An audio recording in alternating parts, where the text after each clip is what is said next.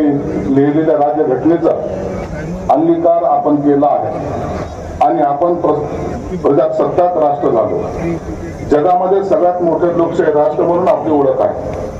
ही आपल्यासाठी अभिमानाची गोष्ट आहे. या देशाच्या स्वातंत्र्यासाठी त्याग बलिदान करणाऱ्या सर्व स्वातंत्र्य सैनिकांचे तसेच सर्व हुतात्म्यांना, देशाच्या सीमेवर अहोरात्र संरक्षण करणाऱ्या सैनिकांना मी नम्रपणे अभिवादन करतो. त्यांचा त्याग आणि बलिदानामुळेच आज आपण हे स्वातंत्र्य आणि लोकशाही अनुभवत आहोत. हा देश विविधतेने लढलेला आहे. या देशात विविध संस्कृती, भाषा, विविध धर्म, आहार विहार वेगवेगळा आहे.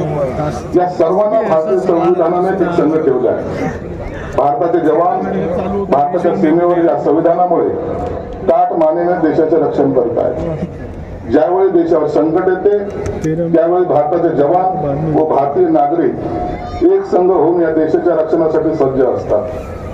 मित्रांनो, असे हे त्यागातून मिळवलेले आपले स्वातंत्र्य आणि आपली प्रजासत्ताक आपण या देशाचे नागरिक म्हणून या लोकशाहीची मूल्यांची जपणूक करणे, संविधानाचे रक्षण करणे ही आपली जबाबदारी आहे.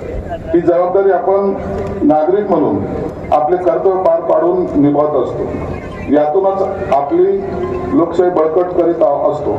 या निमित्ताने आपल्या संविधानाची माहिती आपण घरोघरी पोहोचवणे हे आपले कर्तव्य आहे.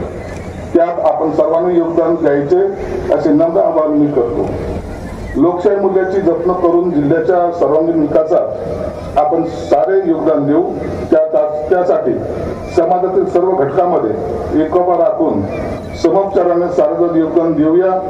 आपण सारेजण मिळून आपला जिल्हा, राज्य आणि देश प्रगतीच्या शिखरावर नेऊ असा संकल्प करूया. जय हिंद, जय महाराष्ट्र. धन्यवाद सर. यानंतर